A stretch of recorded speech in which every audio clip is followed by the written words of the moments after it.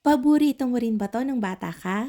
Pues today, gagawa tayo ng Filipino favorites nung mga batang 90s. Kaya nga gawa na tayo ng ube bar pero upgraded version para mas masarap. Kaya huwag na nating patagalin yan at simulan na natin. Gagamit tayo ng mixer kasi mas malambot ang kinakalabasan at mas madali siyang i-flatten kesa mano-mano, pero pwede kayong magmano-mano dito.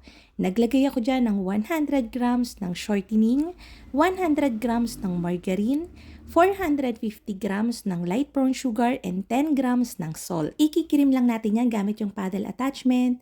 Siyempre, paminsan-minsan, i-swipe gamit yung spatula para pantay yung pagkakakombine ng mga ingredients. Once na naglighter na yung kulay, maglalagay na tayo dyan unti-unti ng water and flour. Isa-separate natin sa dalawang portion para hindi manabog dito sa mixer ko. Gumagamit tayo dito ng shortening para maging malutong yung ating pagkatinapay and 100 grams ng margarine para naman sa flavor. 300 ml pala yung water, room temperature lang, and 1 kilo ng third class flour. Kapag walang third class flour, pwede din ang all-purpose flour. Then, hinuli ko na yung ating 10 grams ng baking powder.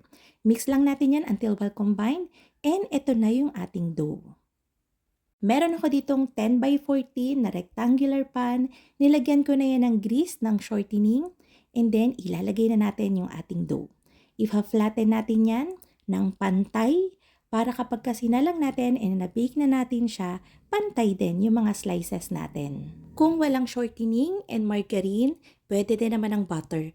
Pero itong Quest shortening na ginagamit ko ay maganda talaga. Walang antay yung lasa and firm yung pagkaka-shortening niya. Walang amoy. Lalo na yung Goldilite margarine. So sinalang ko yan sa preheated oven na may 180 degrees Celsius for 25 to 30 minutes. Kapag nakikita nyong nag-brown na yung gilid niyan, ibig sabihin toasted na yung ilalim niyan. Mas masarap kasi na toasted siya para mas malutong siya kapag ini-slice na natin and sinoke natin dun sa ube syrup para hindi siya masyadong lumambot. Para naman sa ating ube syrup, meron ako ditong 650 ml ng water, 250 to 280 grams ng sugar, 1/4 cup ng third glass flour. Kapag walang third glass flour, pwede ang 2 tablespoon ng cornstarch pampalapot para mas makapal yung kakapit na syrup dun sa ating tinapay. And syempre, para sa ube flavor natin, gagamit tayo ng yam emalco. Naglagay lang ako dyan ng 1 to 1 and 1/2 teaspoon para sa makulay and malasa na flavor. Pabayaan yung kumulo, and then dito naman tayo sa ating desiccated coconut. Ito-toast lang natin to ng konti, hindi naman yung brown na brown, para lang hindi siya mabilis mag-amag. Nilagay ko yan sa 2 separate na bowl, malalaman nyo mamaya kung bakit. Alam nyo, mas masarap gumamit dito ng fresh na nyog kasi hindi siya nakakaubo hindi siya dry na dry. Kapag alam nyong mabebenta nyo siya o mapapaubos nyo siya within the day, pwede kayong gumamit nun. Mas masarap, I swear. Yung 10 by 14 natin na pan, inislice ko yan ng 7 piraso, tapos 5 piraso ng pahalang.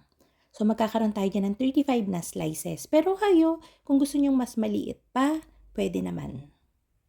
Pero gagawin nyo to lahat kapag malamig na yung syrup nyo and yung tinapay. Kasi mas mabilis siya masisira kapag ginawa nyo to ng mainit pa. Ang shelf life nito ay tumatagal lang ng 2 araw. Mabilis talaga siyang masira kasi nga na-soak natin sa syrup.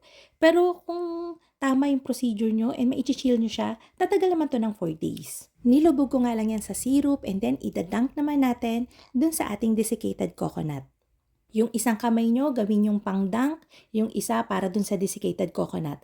Para hindi kagad kumulay violet yung desiccated coconut natin. Kaya sineparate ko yung desiccated coconut sa 2 para kapag violet na siya, di malalagyan natin ng puti pa. Para maganda pa rin yung labas kahit yung pahulihan na natin na tinapay.